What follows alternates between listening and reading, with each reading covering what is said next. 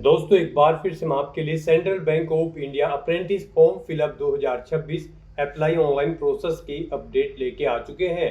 किस तरह से आप central bank of India apprentice के 4500 खाली पदों के लिए अपने फॉर्म अप्लाई कर सकते हो। स्टेप बाय स्टेप कंप्लीट जानकारी आपको इस वीडियो में दी जाएगी। लास्ट डेट की अपडेट है, अंतिम मौका है, केवल 4 दिन शेष रह गए हैं। आप जल्द से जल्द अपना फॉर्म अप्लाई कर लें, अंतिम समय का वेट न करें। आखिरी समय में कोई भी प्रॉब्लम आपके सामने आ सकती है। ऑनलाइन आवेदन अंतिम समय में करते हुए अगर आपके सामने कोई भी टेक्निकल प्रॉब्लम आ रही है तो उसका हल भी आपको इस वीडियो में मिल जाएगा। आखिरी समय में फॉर्म अप्लाई करते समय आपको कोई भी ऐसी गलती या फिर मिस्टेक नहीं करनी होगी जिसको करने से आपका एप्लीकेशन फॉर्म भी रिजेक्ट हो सकता है। अंतिम समय में फॉर्म भरते समय आपको कुछ महत्वपूर्ण बातों को भी ध्यान में रखना होगा, तभी आपका एप्लीकेशन फॉर्म सक्सेसफुली सबमिट हो पाएगा। फॉर्म अप्लाई करते समय आप किस प्रकार से अपनी डिटेल फिल करोगे, डॉक्यूमेंट, सिग्नेचर, फोटोग्राफ कैसे और कितने केबी में आप अपलोड करोगे, फीस पेमेंट करते हुए रजिस्ट्रेशन से लेकर प्रिंट तक आप कैसे अपना फॉर्म अप्लाई करोगे, पूरी जानकारी के लिए आपको वीडियो शुरू से लेके एंड तक बिना स्किप किए हुए देखनी होगी। इस वीडियो को पूरा देखने पर ही आपके सभी सवाल और डाउट क्लियर होंगे। तो चलिए दोस्तों, बिना कोई वक्त गंवाए शुरू करते हैं central bank of India apprentice form fill up की पूरी जानकारी। फॉर्म भरने से पहले आपको सबसे पहले हमारी वेबसाइट IND सरकारी नौकरी के इस पेज पर विजिट करना होगा, जिसका लिंक आपको नीचे description plus first comment box में मिल जाएगा। और हमारे इस पेज पर विजिट करके आप यहां से central bank of India apprentice का फॉर्म अप्लाई कर सकते हो। सेंट्रल बैंक ऑफ इंडिया की ओर से अप्रेंटिस के लिए 4500 वैकेंसीज निकली हुई है, जिसके लिए लास्ट डेट ऑनलाइन आवेदन करने की 22 जून 2026 है। लास्ट डेट की अपडेट है, अंतिम मौका है, केवल 4 दिन शेष रह गए हैं। 15,000 रुपये सैलरी है प्रति माह के लिए। ग्रेजुएट डिग्री से आप अप्लाई कर सकते हो। 20 से 28 वर्ष आयु सीमा है। मेल जनरल OBC WS के लिए 944 रुपये फीस है।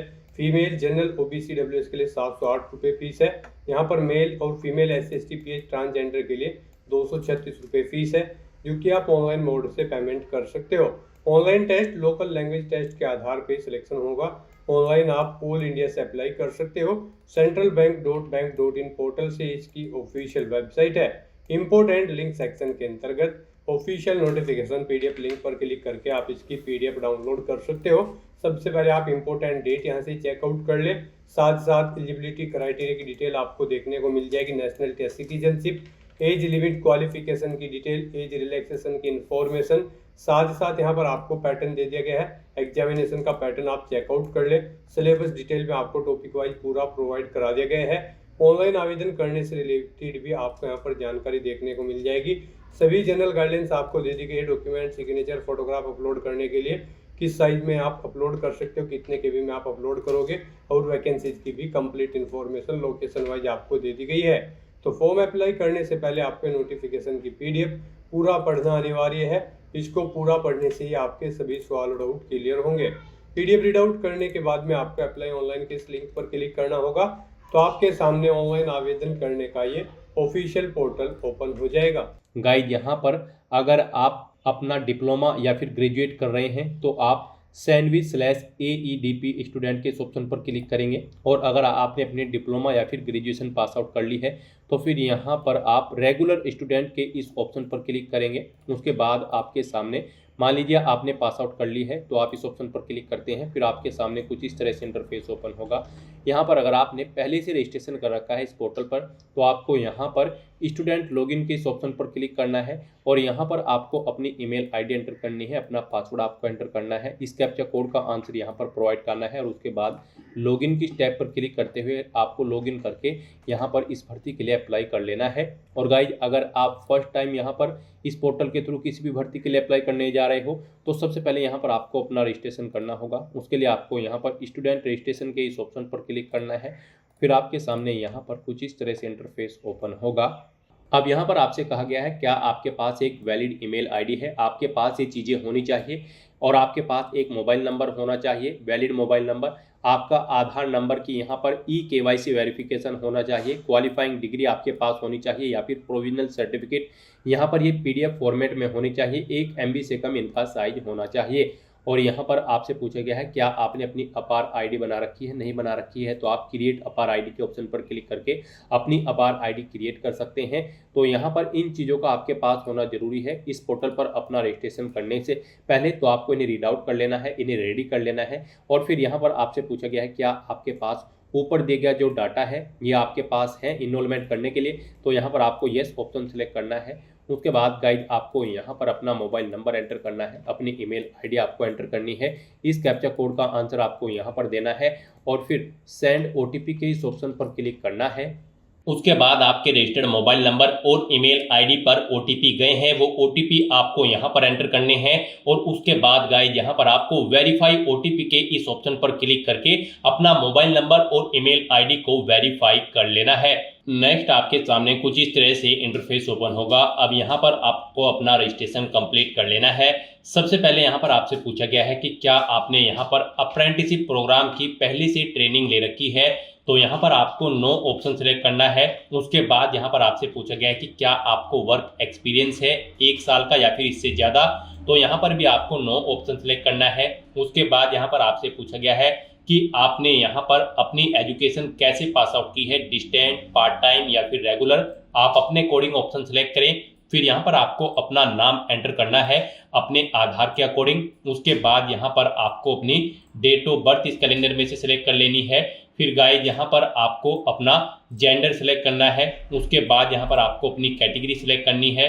फिर यहाँ पर आपको अपना आधार नंबर मेंशन करना है। उसके बाद यहाँ पर आपको अपना आधार कार्ड अपलोड करना है। ये पीडीएफ फॉर्मेट में होना चाहिए, 1 MB से कम उसका साइज होना चाहिए। उसके बाद यहाँ पर आपको अपना स्टेट सिलेक्ट करना है। फिर आपको अपना डिस्ट्रिक्ट यहाँ पर सिलेक्ट कर लेना है। फिर यहाँ पर आपको इंस्टीट्यूट का नाम सिलेक्ट करना है जिससे आपने अपनी क्वालिफिकेशन पास आउट की है, और अगर इस लिस्ट में उसका नाम नहीं है तो यहाँ पर आप अदर ऑप्शन सिलेक्ट कर सकते हैं। उसके बाद यहाँ पर गाइज आपको अपनी एजुकेशन का टाइप सिलेक्ट करना है। आपके पास डिप्लोमा इन इंजीनियरिंग या फिर टेक्नोलॉजी है, डिप्लोमा इन जनरल स्ट्रीम है, ग्रेजुएट इन इंजीनियरिंग या फिर टेक्नोलॉजी है, या फिर ग्रेजुएट इन जनरल स्ट्रीम है। आप अपने अकॉर्डिंग यहाँ पर अपनी एजुकेशन का टाइप सेलेक्ट करें। उसके बाद यहाँ पर आपको अपने कोर्स का नाम सेलेक्ट कर लेना है अपनी एजुकेशन टाइप के अकॉर्डिंग। उसके बाद यहाँ पर आपको अपना स्पेशलाइजेशन सेलेक्ट करना है। फिर यहाँ पर आपको स्टूडेंट आईडी यानी कि अपनी आईडी यूनिक रजिस्ट्रेशन या फिर रोल नंबर एंटर करना है। पासिंग ईयर आपको यहाँ पर सिलेक्ट करना है। पासिंग मंथ यहाँ पर आपको सिलेक्ट कर लेना है।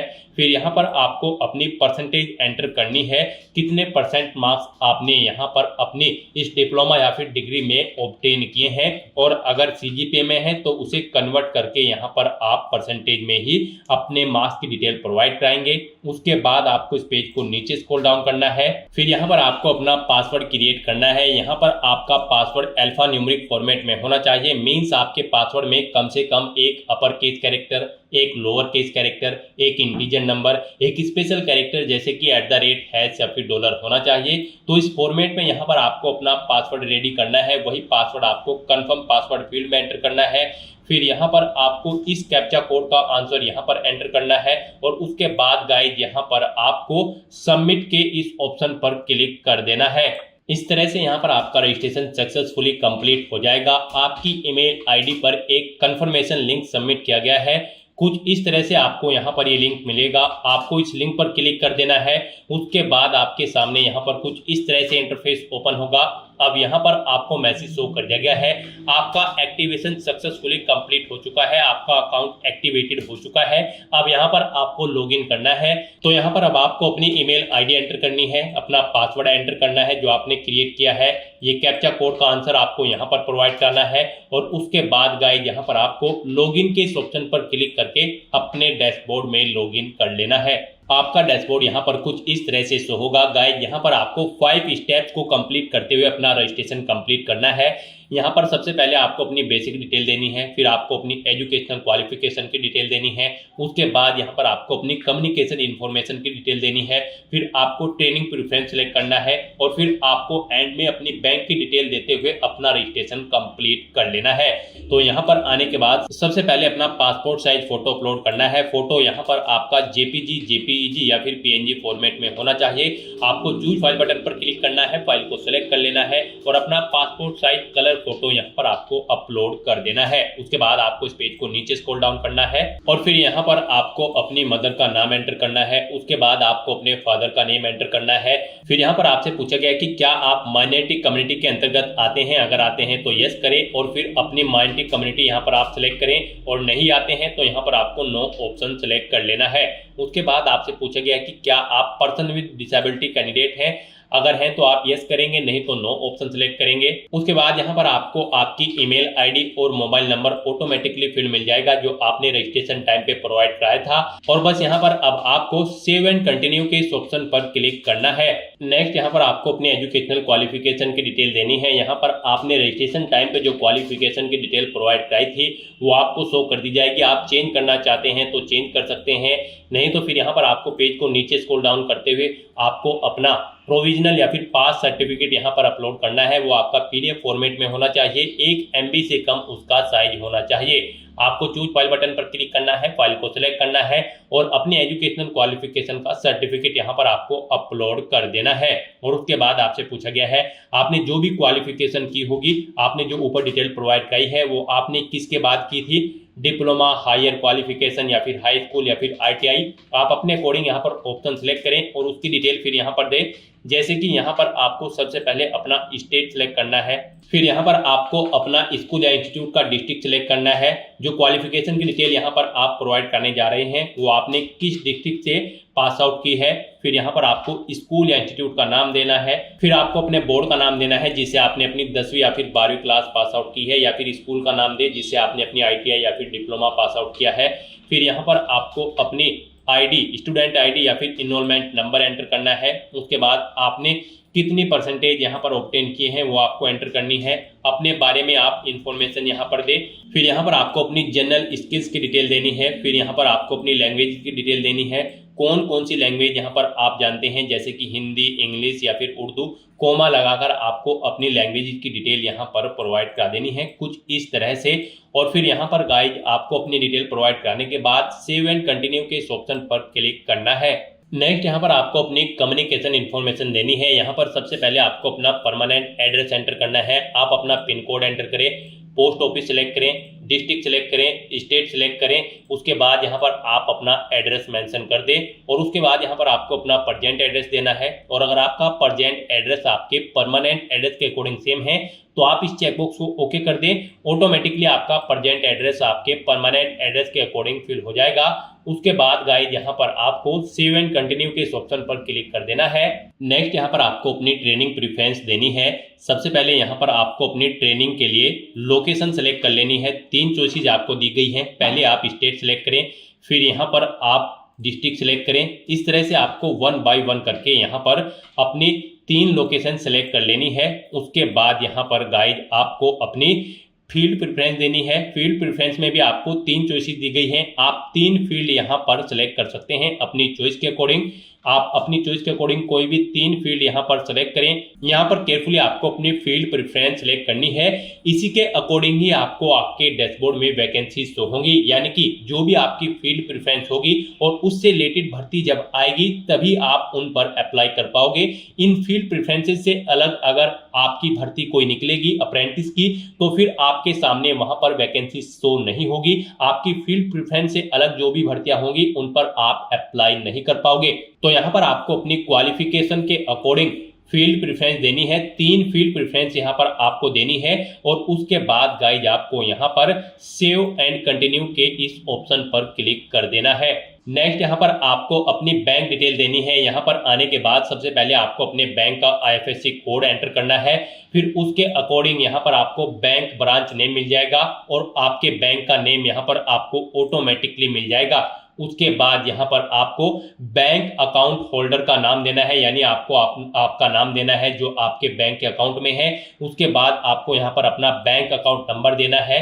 फिर गाइज यहाँ पर आपको अपनी पासबुक अपलोड करनी है, या फिर अगर आपका करंट अकाउंट है तो फिर यहाँ पर आपको अपनी स्टेटमेंट अपलोड कर देनी है। वो यहाँ पर आपके PDF फॉर्मेट में होने चाहिए। आपको चूज फाइल बटन पर क्लिक करना है, फाइल को सेलेक्ट कर लेना है और अपनी पासबुक या फिर बैंक स्टेटमेंट यहाँ पर आपको अपलोड कर देनी है। और उसके बाद गाइज आपको यहाँ पर सेव एंड प्रीव्यू के इस ऑप्शन पर क्लिक कर देना है।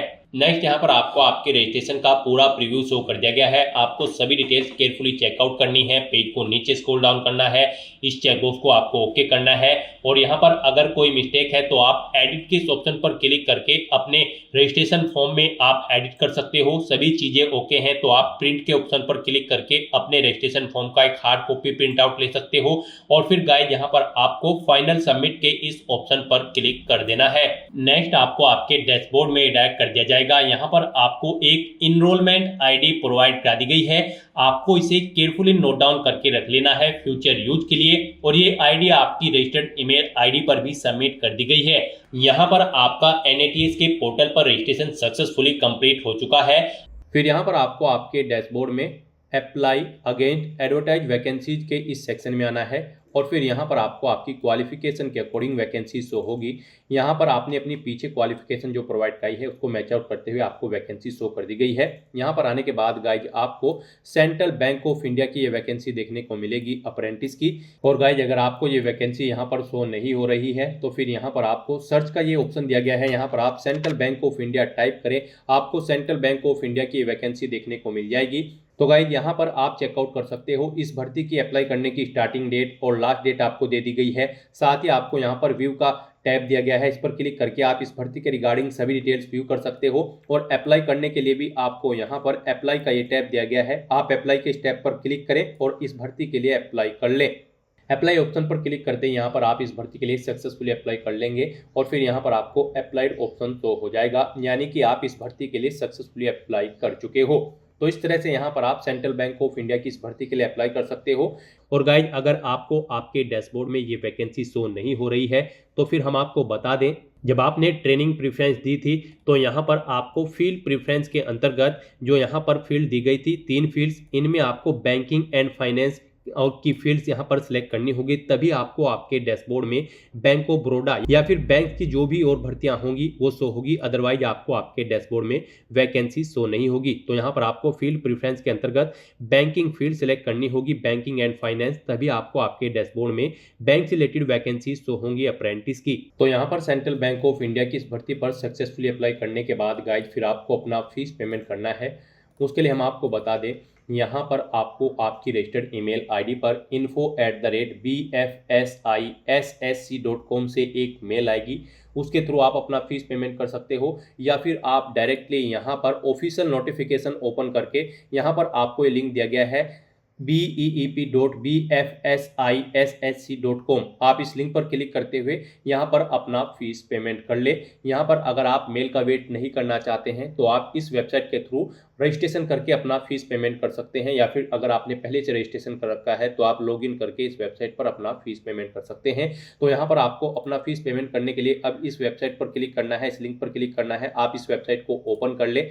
आपके सामने ये वेबसाइट कुछ इस तरह से ओपन होगी। अब यहाँ पर आने के बाद गाइज आपको कैंडिडेट लॉगिन की इस ऑप्शन पर क्लिक करना है, फिर आपके सामने यहाँ पर कुछ इस तरह से इंटरफेस ओपन होगा। अब यहाँ पर अगर आपने पहले से रजिस्ट्रेशन कर रखा है तो आपको अपनी लॉगिन आईडी यहाँ पर एंटर करनी है, अपना पासवर्ड आपको एंटर करना है और फिर लॉगिन के स्टेप पर क्लिक करते हुए आपको लॉगिन करके यहाँ पर अपना आगे का प्रोसेस कंप्लीट करना है फीस पेमेंट का। और गाइज अगर आप इस पोर्टल के थ्रू किसी भी भर्ती के लिए फर्स्ट टाइम अपना फीस पेमेंट करने जा रहे हैं या फिर आप इसे पोर्टल पर फर्स्ट टाइम लॉग ऑन कर रहे हैं तो पहले यहाँ पर आपको अपना रजिस्ट्रेशन करना होगा। उसके लिए आपको यहाँ पर रजिस्टर की टैब दी गई है, आप इस पर क्लिक करें, आपके सामने यहाँ पर रजिस्ट्रेशन का इंटरफेस ओपन हो जाएगा। यहाँ पर आपको अपनी बेसिक इन्फॉर्मेशन प्रोवाइड करते हुए अपना रजिस्ट्रेशन करना है। यहाँ पर आप अपना फुल नेम एंटर करेंगे, अपनी ईमेल आईडी एंटर करेंगे, मोबाइल नंबर एंटर करेंगे, अपना पासवर्ड यहाँ पर क्रिएट करेंगे और सबमिट के इस ऑप्शन पर क्लिक करते हुए यहाँ पर आप अपना रजिस्ट्रेशन कर लेंगे। यहाँ पर आगे आपको इसमें कुछ और डिटेल्स भी प्रोवाइड करनी होगी, तो यहाँ पर आप अपना रजिस्ट्रेशन कर ले और रजिस्ट्रेशन करने के बाद फिर यहाँ पर आप अपना फीस पेमेंट कर लेंगे। और गाइज अगर आप यहाँ पर ऑलरेडी इस पोर्टल पर रजिस्टर्ड हो तो फिर यहाँ पर आपको बस लॉगिन करना है। यहाँ पर आप अपनी ईमेल आईडी एंटर करें, अपना पासवर्ड एंटर करें और लॉगिन के स्टेप पर क्लिक करते हुए लॉगिन कर ले। BFSI के इस पोर्टल पर लॉगिन करने के बाद आपके सामने आपका डैशबोर्ड कुछ इस तरह से शो होगा। गाइस यहाँ पर आपको सेंट्रल बैंक ऑफ इंडिया की ये वैकेंसी देखने को मिल जाएगी। यहाँ पर आने के बाद आपको कहा गया है, यहाँ पर अगर आपने NATS के पोर्टल पर अभी तक अप्लाई नहीं किया है तो पहले यहाँ पर आपको NATS की वेबसाइट पर अप्लाई करना है, उसके बाद आपको इस पोर्टल पर आना है और यहाँ पर आने के बाद गाइस अब आपको अप्लाई नाउ के इस टैब पर क्लिक करना है। फिर यहाँ पर आपने BFSI के पोर्टल पर अपने जो जो डॉक्यूमेंट अपलोड किए थे वो यहाँ पर आपको सभी देखने को मिल जाएंगे। ये आपके डॉक्यूमेंट फैच कर लिए गए हैं। रजिस्ट्रेशन में आपने जो डॉक्यूमेंट प्रोवाइड कराए थे वो आपको फैच करके यहाँ पर शो कर दिए गए हैं। आप यहाँ पर व्यू के ऑप्शन पर क्लिक करके इन्हें व्यू भी कर सकते हो, रिमूव करना चाहते हो तो आप रिमूव कर सकते हो।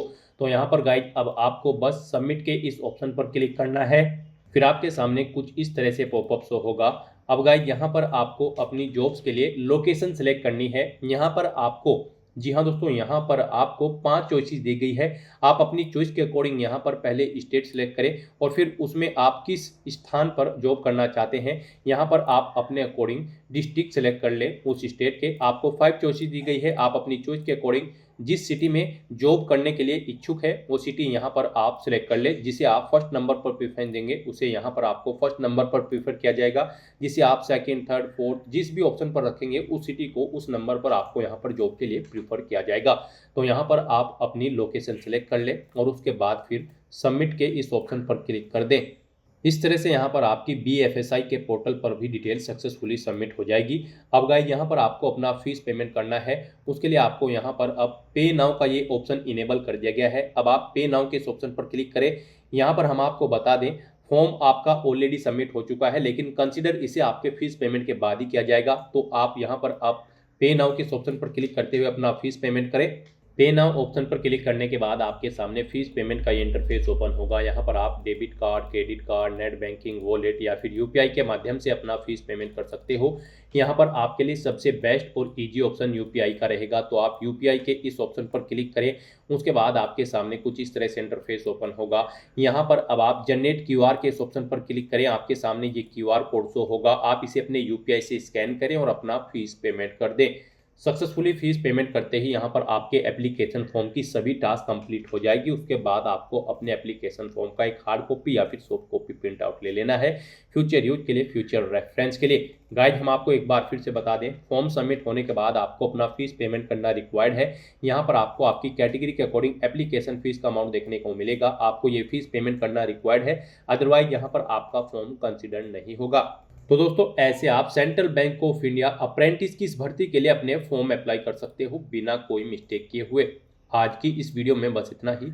आई होप ये वीडियो आपको पसंद आई होगी। अगर पसंद आई हो तो इसे लाइक और शेयर करें। चैनल पर नए हो तो इसे सब्सक्राइब कर लें। Thanks for watching.